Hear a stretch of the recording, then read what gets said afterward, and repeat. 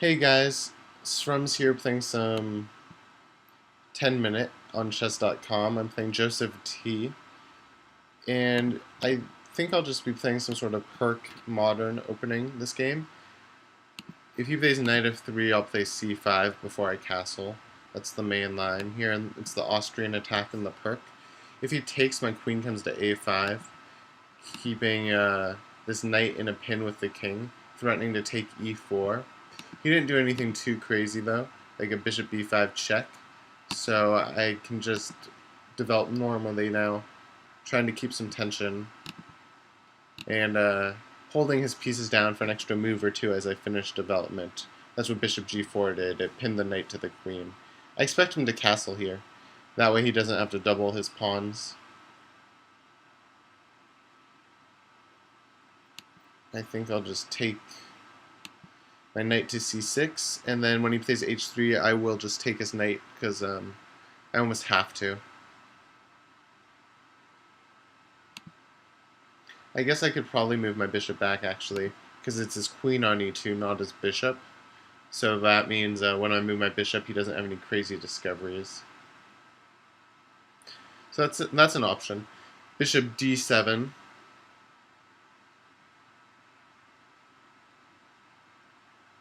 And then castling kingside. Or just taking as a knight.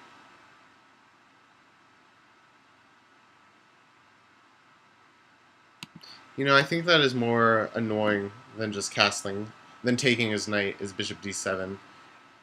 Because if king h2, he can't even play g4. So I think knight takes or bishop takes g4. So this might be kind of annoying for him. He could definitely play like knight d4 and trade queens off, or try to at least. And I don't know what he's going to do here. He could go with f5 and try to open up my king a little bit. Alright, so he is trading. I didn't want to sacrifice h3 because he has a lot of pieces defending his king.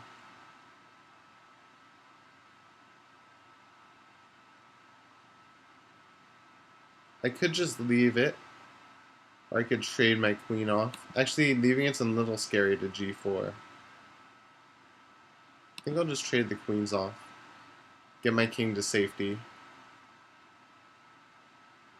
Knight takes e2 opens up my dark squared bishop, but bishop e2 takes a defender away from the e4 pawn, so just gonna get my king safe here. So now what do we have? Just queen's gone. A lot of minor pieces, all the rooks on. I think my rook might want to come to c8, get some pressure on c2. Looks like he was scared of knight b4 for the pressure on c2.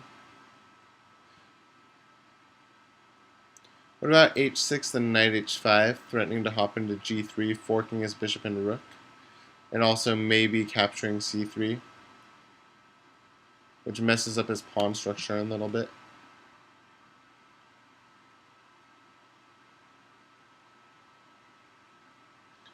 So knight h5 here, or rook c8, knight a5 maybe? I wonder if a3 was almost prepping b4. No, because this is too weak. c3 is too weak though. Knight h5 makes it...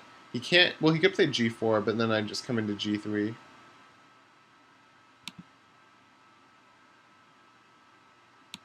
And if he moves his knight again, I'll come into g3. He could play king f2 or h2, I guess. I'm looking at rook c8 there. Maybe rook f to c8, because this rook wants to go to a7. This would be my moment to take c3, by the way.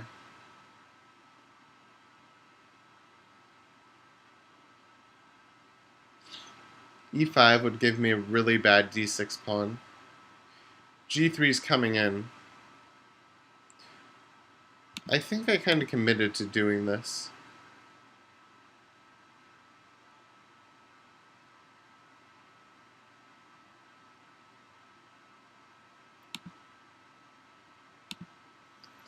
I think this is what I planned on doing when I brought my knight to h5, and I don't want to give him this g4 push without some compensation, like pressure on c4 and c5.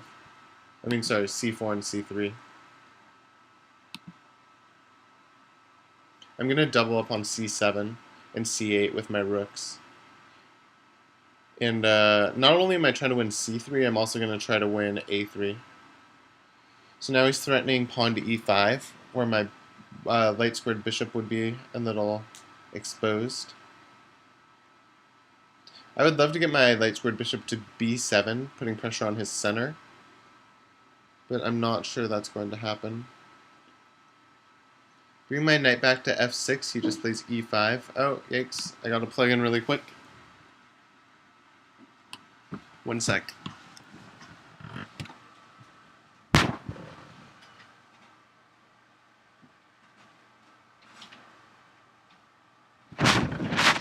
Ah.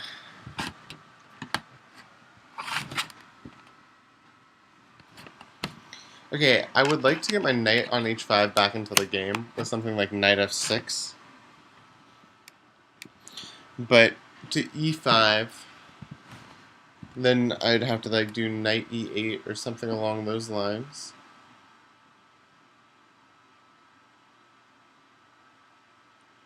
Is that really bad? Knight f6, e5, knight e8? I mean, it's really passive, but it's not the end of the world if I have to do that, I don't think.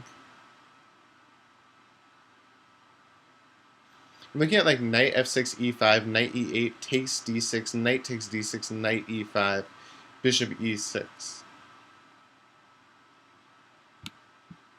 This knight needs to get back into the game.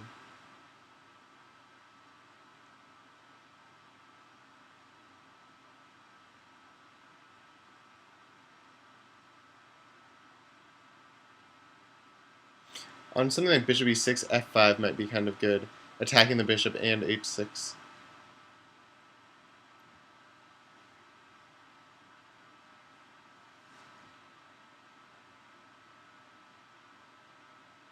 Yeah, so that was expected.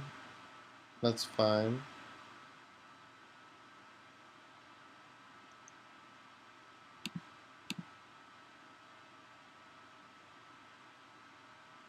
You know what, actually? After takes, knight e5, knight e5, fe5, I can consider something like takes, knight e5, knight e5, fe5.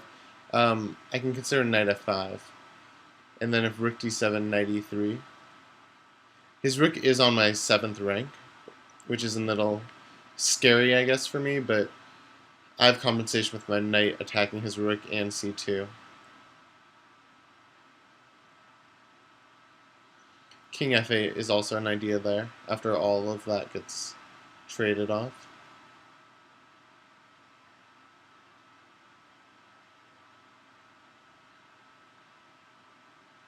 This next move is an important one for him.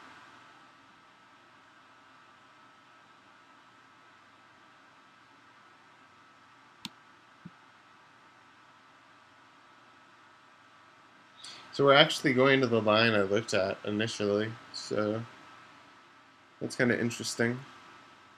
If I play something like bishop e6, bishop f3 is pretty strong with the pressure on this rook pinning the knight.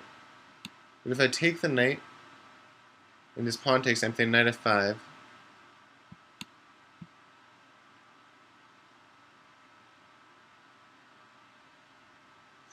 So he has to do something about this.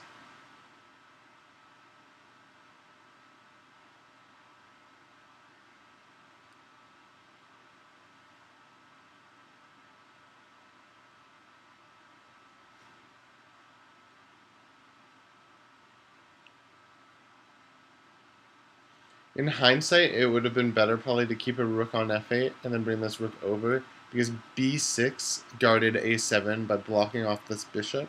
So if rather than, he inspired me to play b6 with rook b1 a long time ago. I'm thinking about it now, I probably should have just played b6 first, left my rook on f8, and then moved this one over to c8. because I don't like that this rook is stuck on a8, and I played b6, and now the bishop's going to come to f3 at some point. That's an idea. It's just really annoying. And good for my opponent. So I mean, hindsight, obviously, but it's just something I'm thinking about right now. Knight taking e3 would be really good for me. I almost think you should probably drop it back somewhere like f2. But in that case, I'm thinking about taking e5, f takes, and then bishop c6. Even bishop a4 would gain some time on c2. And knight e5 can conveniently, if I take e5, conveniently does guard my bishop on d7. So I'm curious what a computer would rate this as. I think I'm a little better. I don't have the bishop pair. I gave that up a long time ago, which was a calculated decision for all these weak pawns. And I'm okay with how it's working out. Now bishop d4 is interesting. It's offering me back the bishop pair, I guess, so he won't have it either.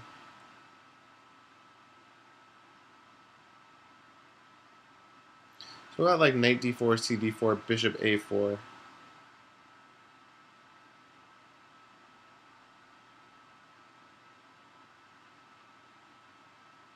Because knight d4, bishop d4, knight e5, bishop e5, his rook will be attacking my light squared bishop again.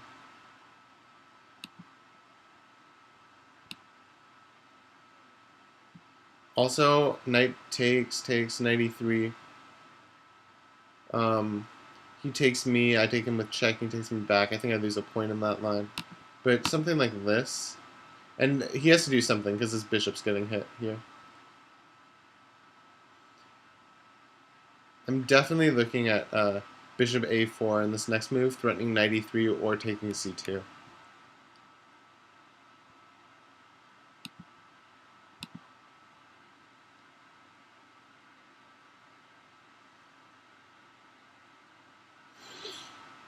Rook b8 is a useful resource I have. I'm glad I at least have one square for my rook when he plays bishop f3.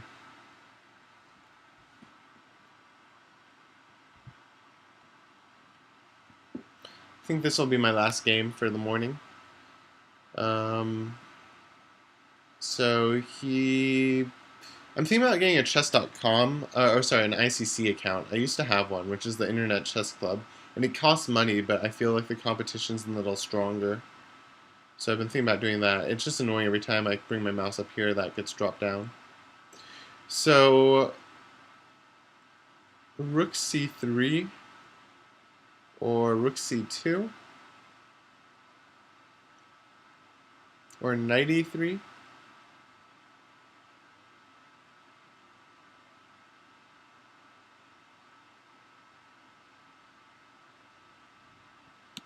Well, knight e3, getting our knight even more active.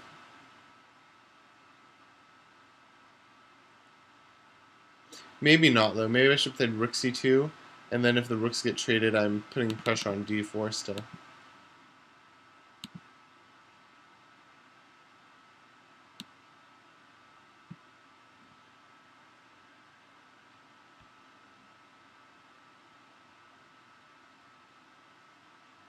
I'm pretty sure I have a better position here. I'm winning pawns, and he no longer has his bishop pair, which was his main advantage. It's same colored bishops, so if everything gets traded, I'm okay with that. Now my knight is putting pressure on d5, and luckily I have this pawn on e7 to guard d6. Okay, it looks like he wants to start. Oh, if I play rook f8, he plays knight g6. That's kind of interesting. And knight d4, bishop f7 check.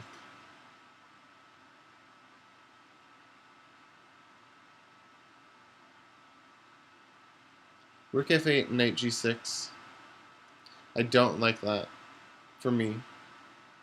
Knight a3, bishop f7. King g7, bishop g6.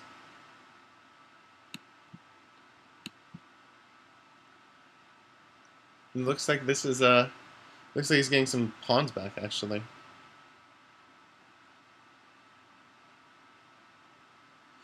I don't know if knight d4 was the best move there, but I'm not sure what else I was supposed to do.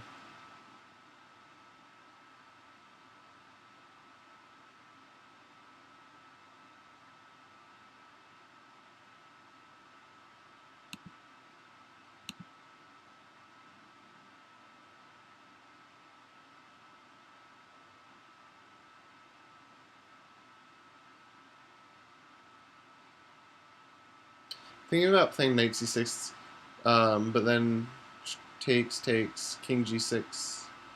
I'm not even up a pawn, so it's not. Is this even good? What about knight f3? His knight takes, then I take g6. Is his knight better than my bishop? Probably. But I'm going to go into this. It sucks that he has rook c7 here. My rook would be much happier on d8 than f8. It's then all blocked in on f8.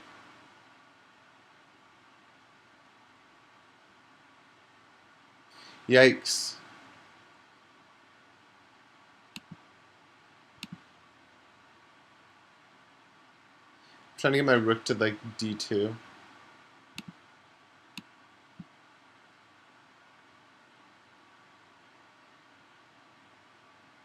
And bring my king in, maybe.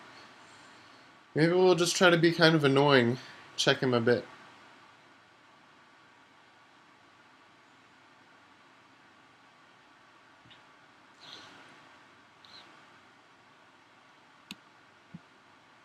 Oh, so he's gonna let me... He wants that pawn, huh? I don't see how I'm defending my pawns here. And rook f6, maybe? I think I'm dropping my pawns. I'd, if he plays rook b7, I'll probably play rook a8.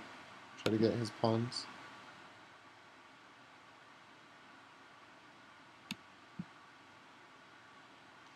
g4 check, I just take f4. He'll take g4 check, maybe takes, and then rook e6. That's one idea.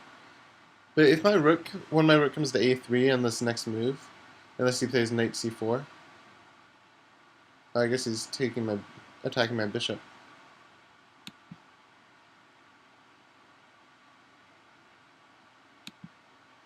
Now he can't draw back to d3 to guard the pawn because my bishop's blocking it. And we're both really low on time here. Rook d3, rook a3, I think. That's the plan. And it's not going to be pinned. I can always just drop down to check him and then move my bishop away safely.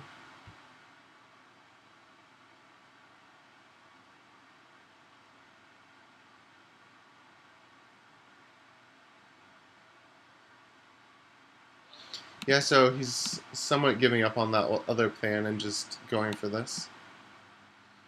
I'm thinking about bishop d5 with rook g2.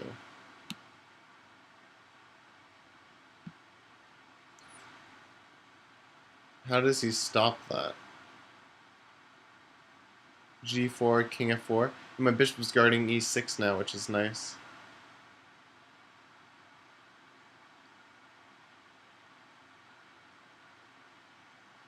I'm guessing this is a draw. I'm gonna go for the win, though. Because after bishop d5, he's definitely under a bit of pressure.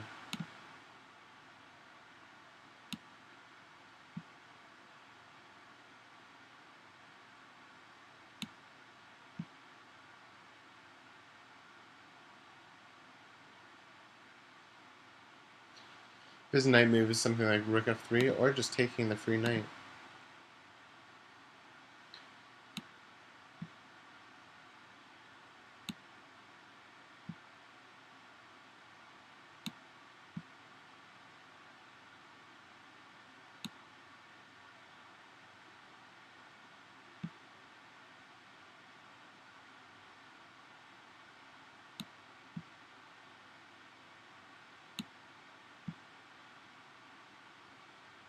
Just gonna shove my pawn a bit.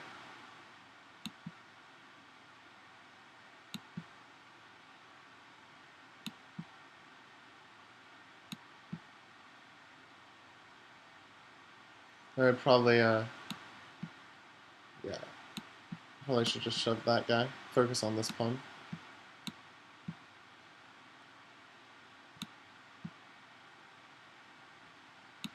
Oh, bishop e4 would have been really good there.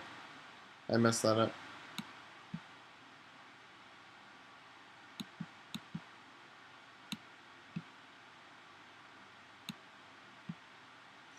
At this point, it doesn't matter. Alright, hope you guys enjoyed watching. Thanks. Bye.